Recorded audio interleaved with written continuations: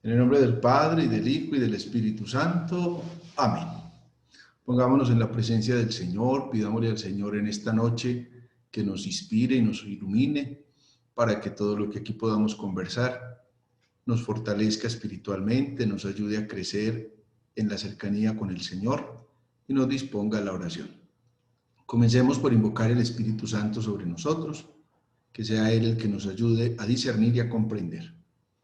Ven, Espíritu Divino, manda tu luz desde el cielo, Padre amoroso del pobre, don en tus dones espléndido, luz que penetras las almas, fuente del mayor consuelo. Ven, dulce huésped del alma, descanso de nuestro esfuerzo, tregua en el duro trabajo, brisa en las horas de fuego, gozo que enjuga las lágrimas y reconforta en los duelos. Entra hasta el fondo del alma, divina luz, y enriquécenos. Mira el vacío del hombre si tú le faltas por dentro, mira el poder del pecado cuando no envías tu aliento. Riega la tierra en sequía, sana el corazón enfermo, lava las manchas, infunde calor de vida en el hielo. Doma el espíritu indómito, guía al que tuerce el sendero. Reparte tus 7 dones según la fe de tus siervos. Por tu bondad y tu gracia dale al esfuerzo su mérito. Salva al que busca salvarse y danos tu gozo eterno. Amén. En el nombre del Padre, del Hijo y del Espíritu Santo. Amén. Bienvenidos pues a esta catequesis que vamos a tener hoy sobre la oración mental. A veces para nosotros los occidentales se convierte en uno de los modos de oración más difíciles, porque quizás pues estamos acostumbrados al ruido, estamos acostumbrados a hablar mucho, y cuando pues nos vemos abocados a hacer la oración mental o hacer silencio en la oración, estar ante el Santísimo en oración mental, puede que nos resulte un poquito más difícil de comprender. Somos más dados a un tipo de oración comunitaria o un tipo de oración litúrgica. Por ejemplo, cuando hacemos la liturgia de las horas, las laudes, las vísperas, o somos más dados a un tipo de oración litánica. Litánica es la oración repetitiva, por ejemplo, el rezo del rosario, y repetimos algunas jaculatorias, por ejemplo, hacemos la oración al Sagrado Corazón de Jesús, en vos confío, o hacemos la coronilla de la misericordia. Son modos de oración que se vuelven, digámoslo así, muchos más fáciles para nosotros, pero a veces sentirnos en oración mental puede ser más difícil. ¿Qué tengo que decir? ¿Cómo voy a pasar yo siquiera 10 minutos en silencio? ¿Yo qué tengo que hablar? ¿Yo qué tengo que pensar? ¿Cómo voy a manejarme? O viene el momento en que la mente empieza a dar vueltas por toda parte y entonces ahí es cuando nos acordamos de lo que no hemos hecho, de lo que nos faltó por hacer, de las facturas que tenemos que pagar, de las cosas que a lo largo de la semana tenemos que resolver. O también, pues, simple y llanamente nos da sueño o nos quedamos dormidos. Por eso me parece importante que pudiéramos considerar en esta noche este tema sobre la oración mental. Y para eso, pues tendríamos nosotros que empezar por considerar los elementos que nos van a ayudar a la oración mental. Por eso es importante pensar en lo que espiritualmente o en la mística se denominan las potencias interiores del alma. Cuando hablamos de potencia estamos diciendo aquello que nos da como la fuerza, aquello que nos da propiamente como la energía para poder tener una buena oración. Y aquí no estamos hablando de potencias exteriores, de cosas que exteriormente nos ayudan a la oración, sino de aquellas potencias que son interiores, es decir, de aquellas potencias que vienen del interior del espíritu. Y esas 3 potencias del alma, los místicos las han dividido como en 3 realidades. La primera es lo que es la memoria, la segunda lo que es el entendimiento y la tercera lo que es la voluntad. Cuando pensamos en lo primero, cuando pensamos en la memoria, pensamos en acordarnos de Dios nuestro Señor, con quien se ha de hablar y tratar, y acordarnos del misterio que se ha de meditar. Cuando pienso en la memoria, pienso en el ejercicio de la inteligencia, los elementos que yo tengo para poder considerar esta realidad, el tomar conciencia del lugar donde estoy, el ubicarme dentro del espacio y dentro del tiempo que estoy viviendo. Por eso, a veces los signos exteriores son muy convenientes. Por ejemplo, disponer el lugar, Un lugar óptimo, sin duda, para la oración es estar en la capilla del Santísimo Sacramento o estar en la iglesia en general, porque todo el lugar está adecuado para que yo me pueda concentrar de una mejor manera, estoy mejor dispuesto. No es lo mismo estar en una tienda o en un almacén donde hay tanto ruido. Es mejor estar en un espacio que me va a propiciar una mejor concentración. No quiere decir que porque yo esté en el metro o porque yo esté en un lugar público no vaya a poder hacer oración. Claro que se puede. Lo que pasa es que nos va a dar un poquito más de dificultad poder concentrarnos para la oración.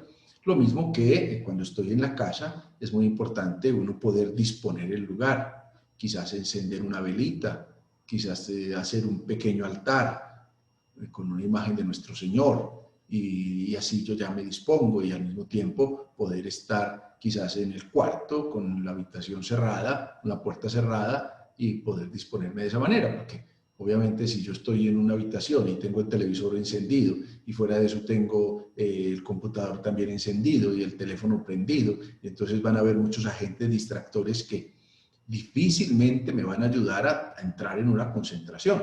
Si yo voy a disponerme para la oración 15 o 20 minutos o una hora, hombre, ¿cómo no apago un televisor? ¿Cómo no apago el celular? ¿O cómo no apago el computador para poderme concentrar de la mejor manera? Porque sin duda las cosas que me distraen con mucha facilidad me van a distraer si yo me dejo.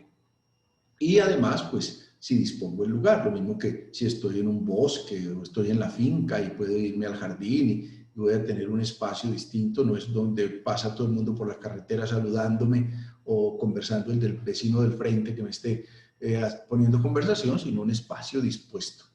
Y a eso te ayuda también entonces el ejercicio de la memoria que me va a permitir cómo utilizar aquellas cosas de la inteligencia para darme cuenta que yo estoy en la oración tratando con Dios.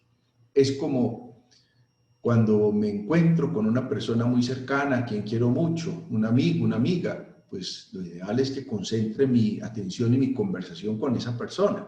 No tiene sentido que yo esté con otra persona y esté hablando por celular con otro, o que quizás ni siquiera le esté prestando atención a lo que esa persona me está diciendo, o llega un momento en que el otro dice, no, con usted no se puede conversar, yo más bien me voy.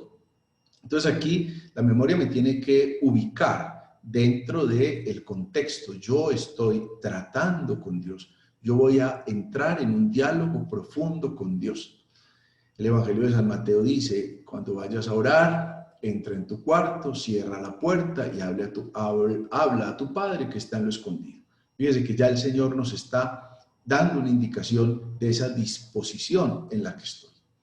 Y a eso además de acordarme siempre que estoy tratando con Dios, en la oración es ese coloquio, ese diálogo interno y personal con Dios, me debo acordar del misterio en el que yo quiero meditar. Y por eso es importante uno preparar la oración que vaya a hacer en la oración mental.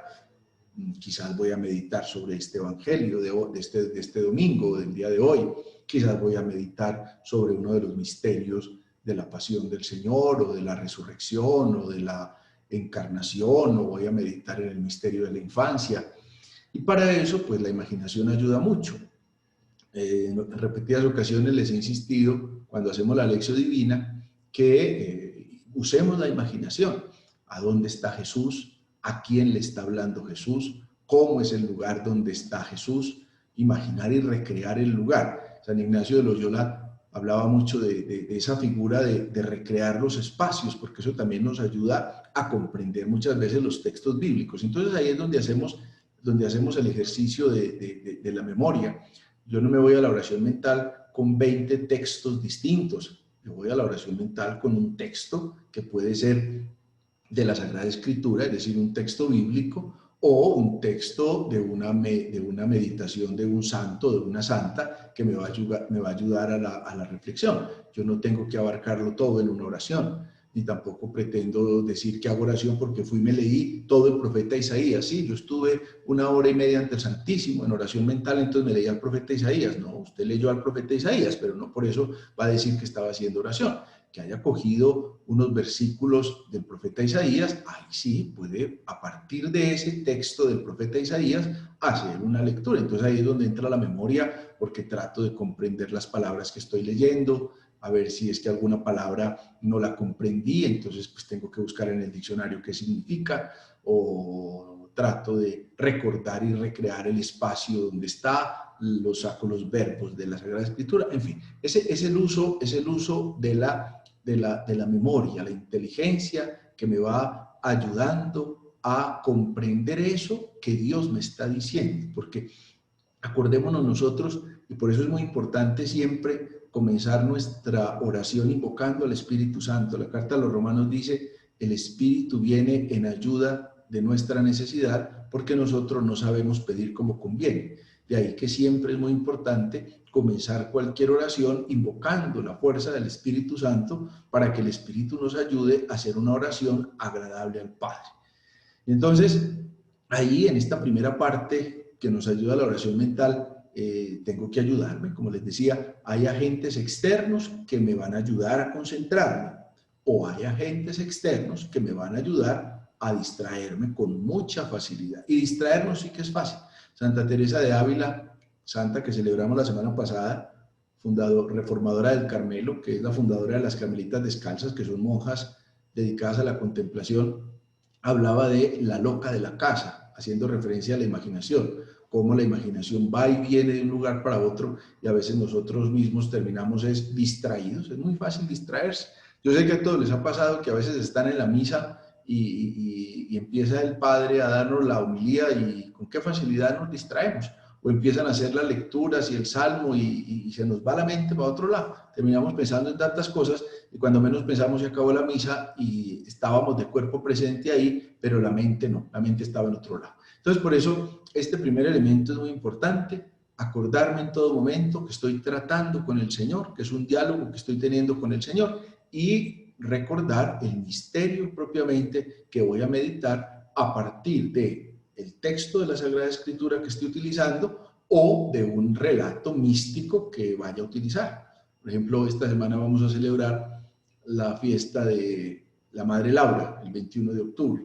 Pues ella tiene una serie de textos de meditaciones muy profundas que nos pueden ayudar a eso. Como les digo, no se trata de ir a la oración a leer y a leer y a leer muchos textos, sino a partir de un solo texto que yo voy a reflexionar, que yo voy a meditar y sobre todo primero que yo voy a escuchar y voy a tratar de comprender en ese ejercicio. Entonces, ese es el primer elemento dentro de la oración mental, como potencia interior del alma, la memoria. El segundo elemento, como potencia interior del alma, es el entendimiento, que es un don del Espíritu Santo. El entendimiento es el que nos va a llevar propiamente como a hacer los discursos, a hacer las consideraciones acerca del misterio que ya estoy contemplando, qué es lo que estoy examinando, ahí estoy en la búsqueda de la verdad, cuál es el mensaje propiamente que el Señor me quiere dar, de qué manera estoy tratando de comprender con la razón y con el corazón lo que Dios me está mostrando. Es un momento muy especial porque se trata de un momento de introspección interiormente, cómo estoy asimilando eso que el Señor me está diciendo. Por ejemplo, pensemos en un diálogo que tiene el Señor en el Evangelio de San Juan con la mujer samaritana. Y en ese diálogo, recuerden ustedes, por ejemplo, que el Señor se sienta en el pozo de Jacob, es el mediodía, o sea que está haciendo sol, está haciendo bochorno, es la mitad del día, los apóstoles se van, él se queda solo y ahí llega la mujer samaritana, la samaritana no quiere tener diálogo con él, incluso ella en un primer momento lo rechaza, cuando él le pone conversación, ella le dice, pero ¿cómo tú siendo judío me pides de beber a mí que soy samaritana? Y a partir de eso, pues el Señor entra con la conversación y tiene una frase muy especial cuando le dice, si conocieras el don de Dios y quién es el que te pide de beber. Ahí, por ejemplo, yo me concentro en esa frase que el Señor dice, en qué consiste conocer el don de Dios, cómo puedo descubrir yo el don de Dios, cómo esa conversación no es con la samaritana en ese momento, sino ya es conmigo, yo ocupo el puesto de la samaritana, y entonces ahí voy entrando en un diálogo profundo con el Señor.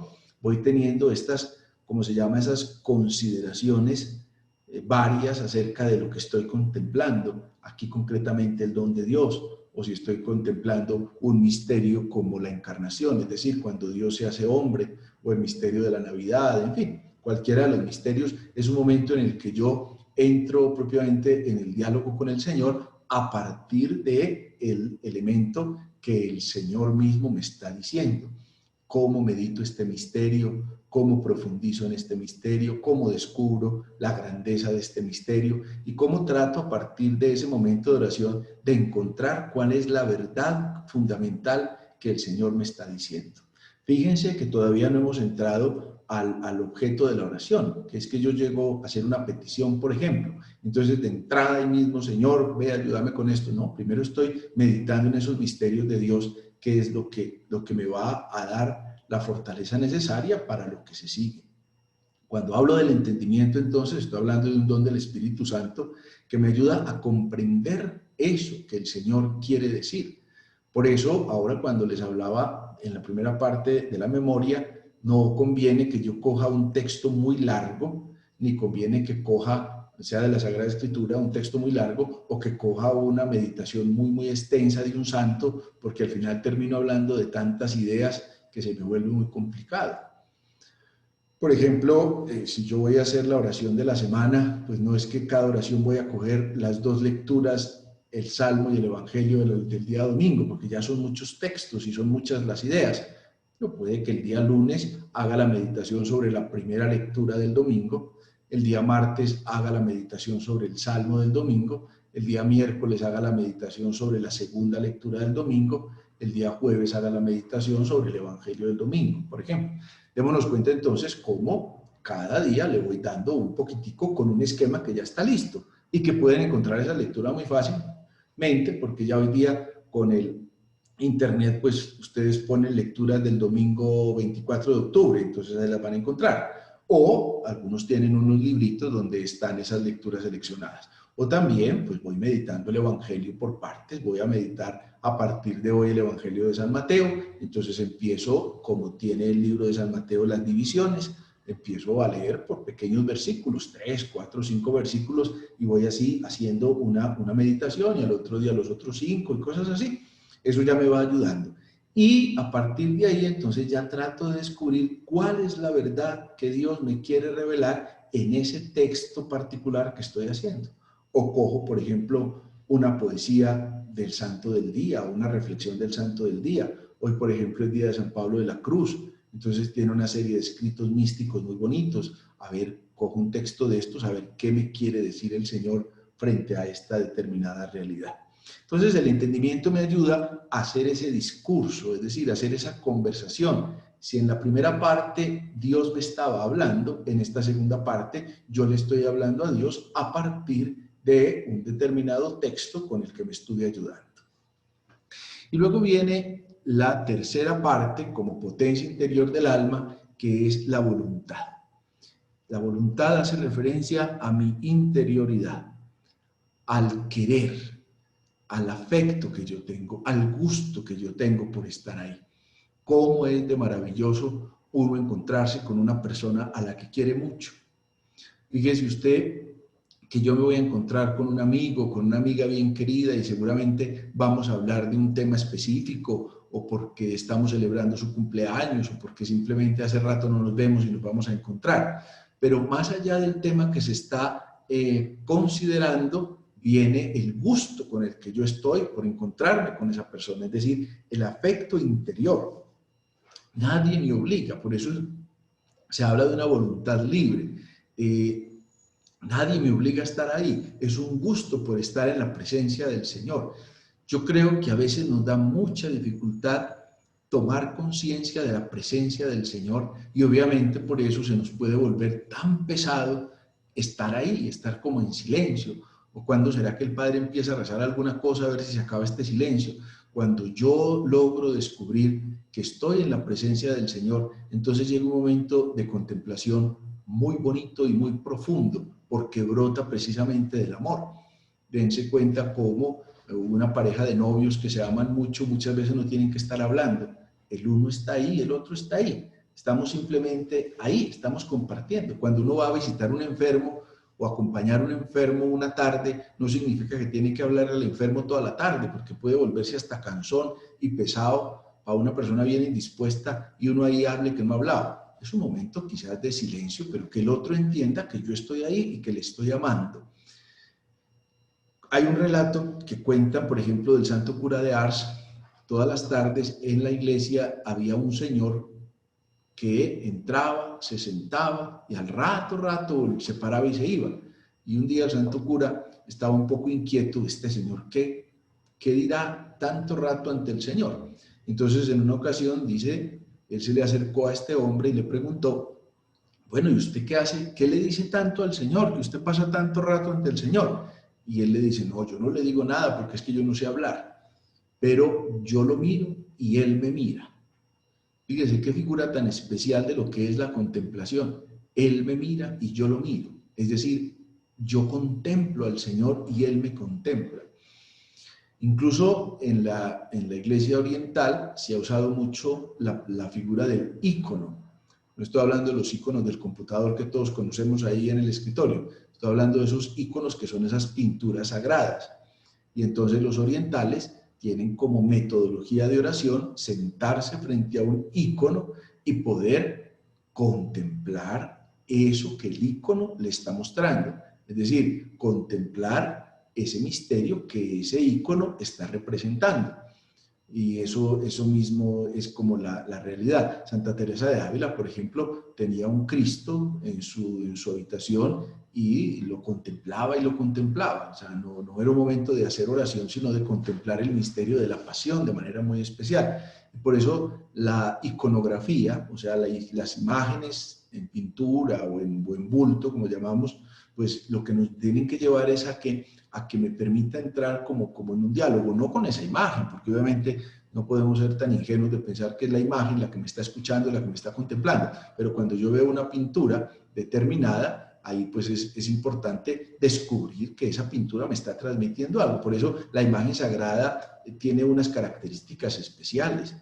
Las imágenes no están puestas como una especie de obra de arte ultramoderno y ultra incomprensible, sino que están llamadas para que me lleven precisamente a la contemplación. Seguramente todos tienen una persona que ha muerto y pues cuando ve una fotografía, pues no es tan ingenuo de pensar que esa fotografía es la persona que murió, pero esa fotografía que está contemplando le permite como recordar ese episodio cuando le tomaron esa foto, o es que aquí estamos en esta finca y en esa finca pasaron cosas tan lindas, en fin. Fíjese usted que es el ejercicio de lo volitivo, es decir, de lo que viene dentro de mi corazón, del afecto que se genera dentro de mi corazón. Entonces ahí en la parte llamémoslo así, de la voluntad, ahí es lo que yo ya con la memoria he meditado y con el entendimiento he disertado, es decir, he podido conversar precisamente con el Señor. Esos tres elementos entonces son los que me van a ayudar precisamente a adentrarme en un clima de oración mental, para que yo pueda disponerme de la mejor manera a tener esa oración con el Señor. Cuando voy a destinar la oración mental, puede que yo me programe. La oración también se programa. Voy a estar 20 minuticos en oración mental, es decir, yo solo voy a estar con el Señor. Entonces dedico unos 5 minutos a la meditación, dedico a la memoria, otros 5 minutos al entendimiento, otros 5 minutos a esto de la voluntad, a contemplar con afecto la presencia del Señor, a tratar de sentirme amado y de manifestarle al Señor el amor que yo tengo.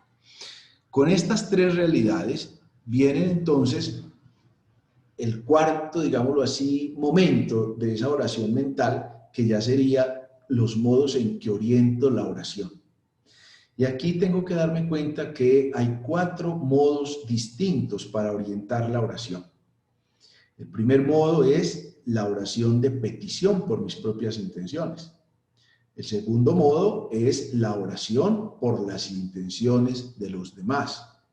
O sea, lo que llamamos la oración de intercesión. Yo pido por el otro. En tercer lugar viene lo que es la oración de acción de gracias Y en cuarto lugar viene lo que es la oración de alabanza. El orden de los factores no afecta al producto, es decir, no significa que hay que orar primero por esto y luego por esto. No.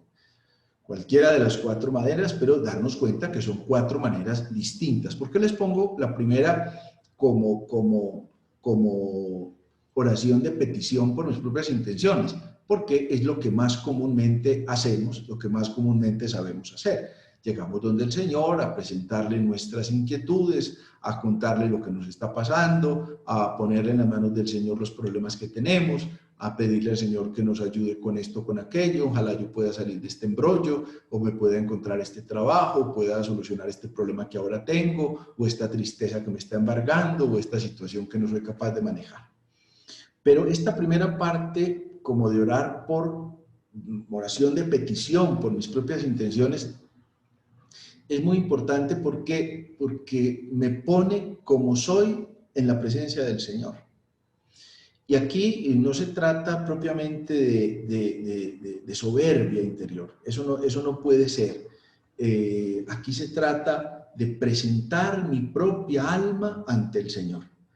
Acuérdense ustedes que el Señor trae una parábola en la que en el templo ubica a un fariseo y a un publicano. El fariseo se va a la parte de adelante del templo y el publicano se ubica en la parte de atrás del templo. La oración del fariseo es: gracias, Señor, porque yo no soy como aquel publicano.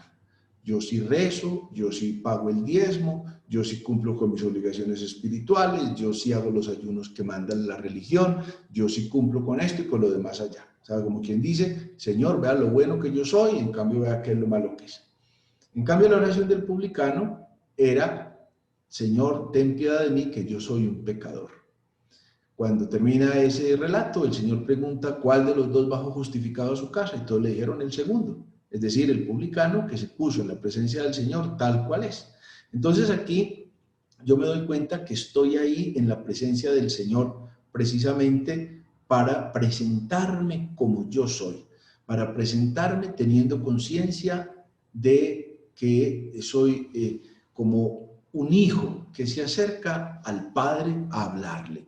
Es un coloquio absolutamente de confianza, un coloquio que parte de mi condición de hijo. Recuerden la parábola del hijo pródigo, cuando ese muchacho se va y se gasta todo, cuando está en el fondo, hace una conversación consigo mismo, se llama un soliloquio, hace un soliloquio en el que dice: uy, en la casa de mi padre los siervos están mejores que yo, ya sé lo que haré, me levantaré, me pondré en camino, iré donde mi padre y le diré: Padre, he pecado contra el cielo y contra ti. Fíjese que a pesar de que el muchacho está perdido, reconoce la paternidad de Dios. Cuando Jesús nos enseña a orar, una vez que los apóstoles le dicen: Señor, enséñanos a orar, entonces Él empieza diciendo: cuando oren, digan: Padre. ¿Por qué empieza la oración así? Para hacernos caer en cuenta de que somos hijos. Entonces, cuando yo me acerco donde Dios, no como donde un desconocido, me acerco donde Dios con la condición de el hijo. Esa es la primera realidad, el hijo que sabe que va a encontrar misericordia en su padre. En segundo lugar, me acerco como un pobre que habla con un rico misericordioso, dándome cuenta que me acerco a Dios sin exigirle nada, porque a veces también nuestra oración puede ser un poquito prepotente y soberbia, como quien dice: bueno, usted tiene que hacerme esto y por A o por B usted tiene que cumplir con las obligaciones o con las indicaciones que yo le estoy dando, y hay de usted, Dios, donde no le dé por seguirme a todos los caprichos que estamos teniendo. Aquí yo me acerco como un pobre ante un rico lleno de misericordia. Es que no me puedo olvidar de la grandeza de Dios. A veces nosotros los occidentales a Dios lo cuestionamos mucho y pareciera que Dios tiene que darnos cuenta de muchas cosas. Y por el contrario, debo darme cuenta que dentro del plan de Dios, pues Dios es Dios y Señor, Señor de señores. Lo escuchábamos en la primera lectura de ayer. Por eso yo me acerco a Él con la condición de un pobre que se acerca a Dios para que Dios le conceda aquello que Dios quiere concedernos. ¿Qué le puedo pedir yo a Dios? Lo que yo quiera. Pero ¿qué me va a conceder Dios? Aquello que me conviene. Un día un monje que vivía con otro en un monasterio, esto es una anécdota, puede que no sea histórica, pero la leí alguna vez por ahí. Un monje en su convento vivían en muchas trifulcas entre los monjes. Y él supo que en otro monasterio vecino los monjes vivían en mucha paz. Y entonces él se fue a pasar unos días a ese monasterio a ver cuál era la clave. Y él no encontraba nada distinto. Todos los monjes rezaban como rezaban los de él. Todos los monjes trabajaban como trabajaban los de él. Habían monjes de todas las edades como lo había en el monasterio de él. Pero cuando se fue ahí le preguntó al superior de ese monasterio, bueno, pero ¿dónde está la clave? ¿Por qué aquí todos los monjes viven en paz? Y el superior le contestó, porque aquí en nuestra oración nosotros hemos tenido un estilo de petición. Nosotros no le pedimos a Dios que haga caso a las peticiones que nosotros le estamos haciendo, sino que toda nuestra oración está orientada a que nosotros logremos hacer caso a lo que Dios quiere. Fíjense que ahí cambia la perspectiva. ¿Por qué? Porque esos monjes se acercaban a Dios como un pobre que se acerca ante un rico misericordioso. Y en tercer lugar, además de acercarme a Dios como un hijo y además de acercarme a Dios como un pobre, también me acerco a Dios como un enfermo que habla con su médico. El enfermo no llega donde el médico a culpar al médico de la enfermedad que tiene.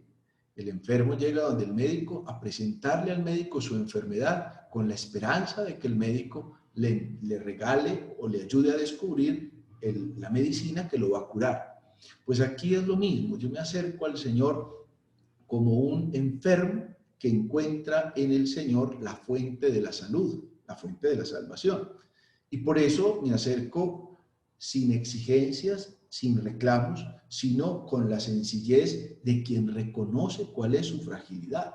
Fíjese que son dos cosas que van unidas, el sentirme pobre y el sentirme enfermo, no porque tenga una psicología como masoquista, sino porque reconozco que soy frágil y esa es una realidad que voy a tener. Soy frágil, pero el Señor es poderoso y por eso me acerco a Él como un enfermo, como un enfermo. Y en cuarto lugar, me acerco al Señor como un discípulo que habla a su maestro. Y esta figura es muy especial. ¿Por qué? Porque el discípulo no es más que el maestro. El discípulo es el que reconoce que el maestro es el que le va dando la orientación, el que le va enseñando el camino, el que le va mostrando de qué manera va a crecer. Esa figura la podemos comprender nosotros, por ejemplo, en los niños de primero, segundo, tercero elemental. Ellos no llegan donde el maestro a pretender saber más que el maestro. Al contrario, ellos llegan donde el maestro, a ver el maestro qué les va a enseñar, cómo se arma una vocal, cómo se suman unos números. Y entonces, así en esa figura, nosotros podemos descubrir también la figura del discípulo. Dense cuenta que discípulo, la palabra discípulo tiene la misma raíz que la palabra disciplina. Es decir, el discípulo es el que sigue la disciplina, pero no la disciplina propia, sigue al maestro.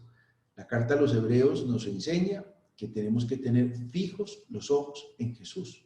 Si nosotros estamos buscando el camino de la salvación es porque estamos siguiendo a Jesús. Y cuando me acerco en oración, me acerco como un discípulo que quiere lograr descubrir en el Maestro, que es Jesús, ese modo como como el Señor nos va a indicar el mejor camino para poder llegar. De ahí que démonos cuenta que esta primera oración de petición no es hacer una lista de mercado de cosas que yo le vengo a pedir al Señor como a chulear. Y entonces, bueno, Señor, de acuerdo a como usted vaya contestando, yo veo si vuelvo o no vuelvo. ¿No? Es que el Señor no tiene, digámoslo así, una obligación con nosotros. Al contrario, el Señor nos va llenando siempre con su gracia. Poco a poco nosotros vamos descubriendo de qué manera asumimos esa gracia. Entonces aquí nos acercamos al Señor como hijos, nos acercamos al Señor como pobres, nos acercamos al Señor como enfermos y nos acercamos al Señor como discípulos. Como un hijo que se acerca a su padre, como un pobre que se acerca a un rico misericordioso, como un enfermo que se acerca a un médico, como un discípulo que se acerca al maestro. Primera figura de la oración de petición por mis propias intenciones. En segundo lugar, o el segundo modo de orientar la oración es la oración por las intenciones del otro. Aquí hay un momento muy especial, porque ya es un momento que me saca de mí mismo y me hace pensar en el otro. Recuerden ustedes que una de las obras de misericordia es orar a Dios por vivos y difuntos. Cuando estoy orando por el otro, en cierta medida, estoy dándome cuenta que el otro también necesita de mi apoyo y de mi oración, que yo no soy solo el Hijo de Dios, que el otro también es Hijo de Dios. Por eso cuando el Señor nos enseña la oración fundamental, nos dice, cuando oren digan, Padre nuestro. Padre porque somos hijos, nuestro porque somos hermanos. Y el apóstol Santiago en el capítulo 5 nos dice, en el versículo 16, Santiago 5:16 dice, confesaos pues mutuamente vuestros pecados y orad los unos por los otros para que seáis curados. La oración ferviente del justo tiene mucho poder. Elías era un hombre de igual condición que nosotros. Oró insistentemente para que no lloviese y no llovió sobre la tierra durante 3 años y 6 meses. Después oró de nuevo y el cielo dio lluvia y la tierra produjo sus frutos.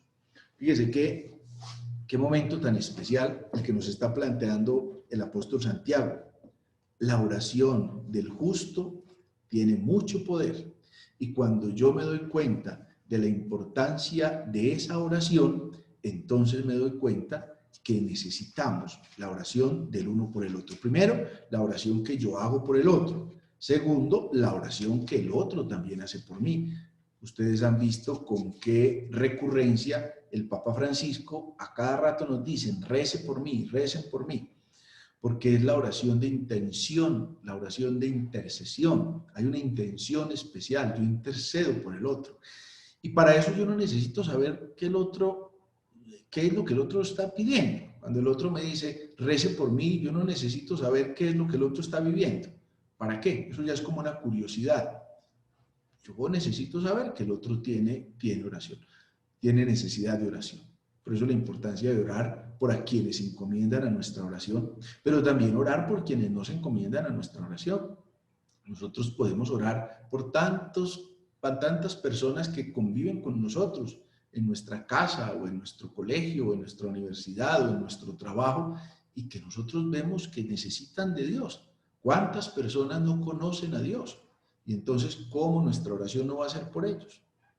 Miremos, por ejemplo, una figura como Santa Mónica. Santa Mónica tenía un marido ateo y tenía un hijo que después se volvió de otra confesión y era muy díscolo, que es San Agustín.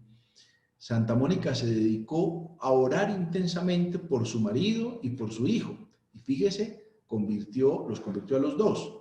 Pues el marido no llegó a ser santo, pero al menos pues santo presentado por la iglesia como modelo, pero vemos que San Agustín sí, la clase de santo, es uno de los santos más grandes que ha tenido la iglesia, es una figura muy, muy especial que nosotros no podemos dejar de reconocer.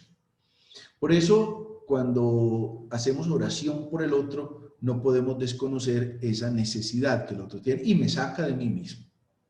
El tercer tipo de oración o del modo de orientar la oración, es la oración de acción de gracias. Darme cuenta de lo que Dios ha hecho en mí. Es que solo sabe agradecer aquel que sabe reconocer. Cuando yo reconozco lo que Dios ha hecho en mí, yo soy capaz de agradecer. Cuando yo no reconozco lo que Dios ha hecho en mí, no soy capaz de agradecer. Recordarán ustedes aquel pasaje cuando unos leprosos se acercan a Jesús para que los cure. Jesús no los cura inmediatamente, sino que los manda donde el sumo sacerdote, que se presenten donde él.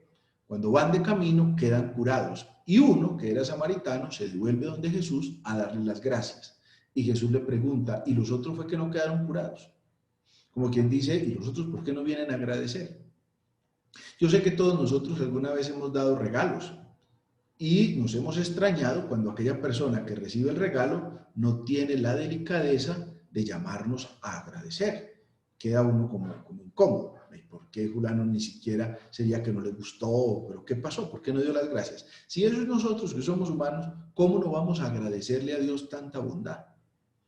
Parta de un elemento simple como es bendecir los alimentos. Es que bendecir los alimentos no es un acto de sacarle el demonio o las maldades que los alimentos puedan tener como si alguien les hubiera hecho una brujería.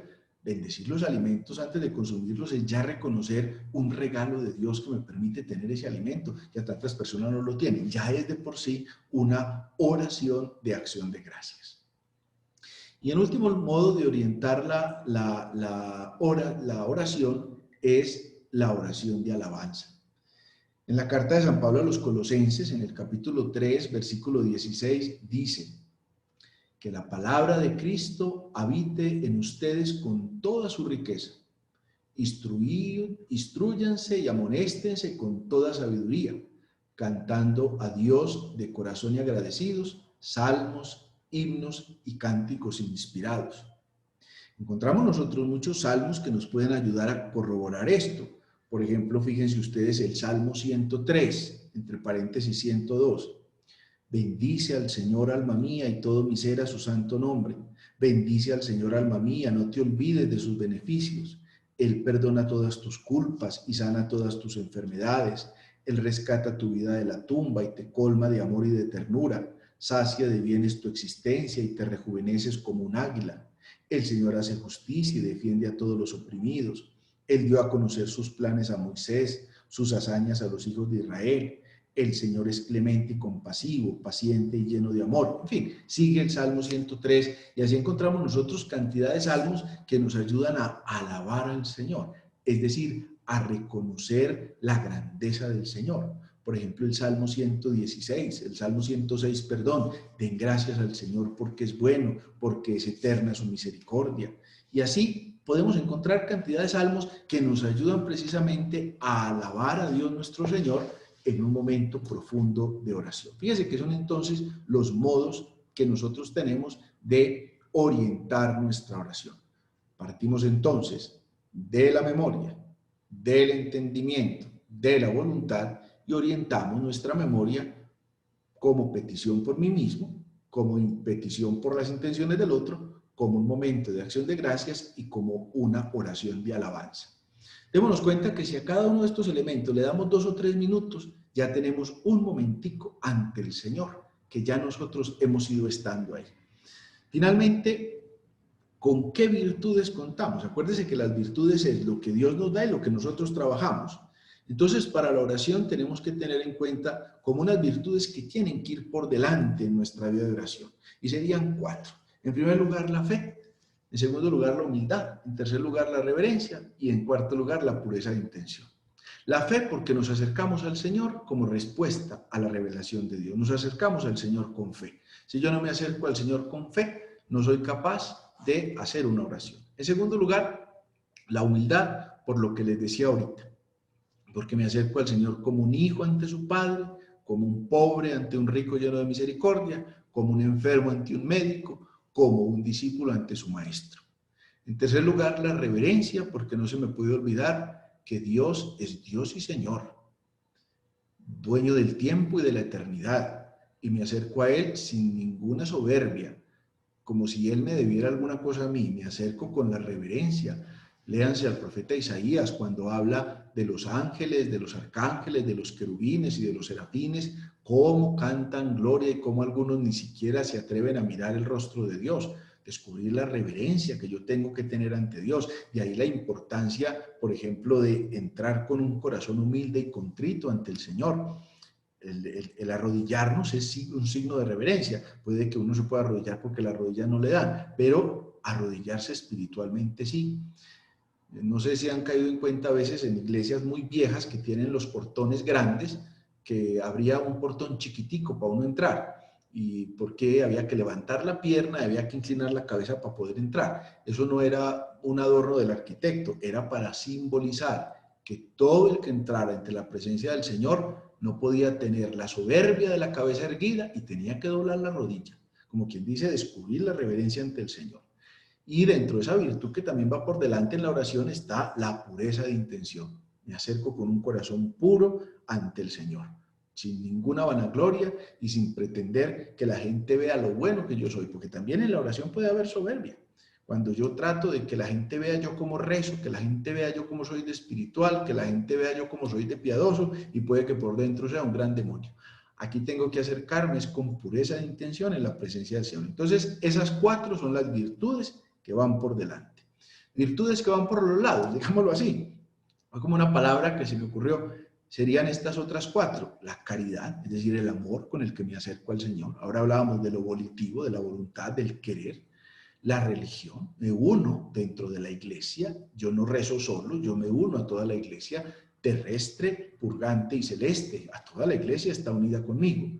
La devoción a Dios nuestro Señor, y la sabiduría como gracia del Espíritu Santo. Y otras virtudes que van acompañando este ejercicio que yo voy haciendo es el tener un ferviente deseo y propósito de todo lo bueno en materia de obediencia y paciencia, es decir, lo que el Señor me quiera conceder. Yo vengo, Señor, a hacerte esta petición por mí o por el otro, pero yo soy consciente de que si conviene me lo darás, si no conviene no me lo darás. No puedo obligar al Señor.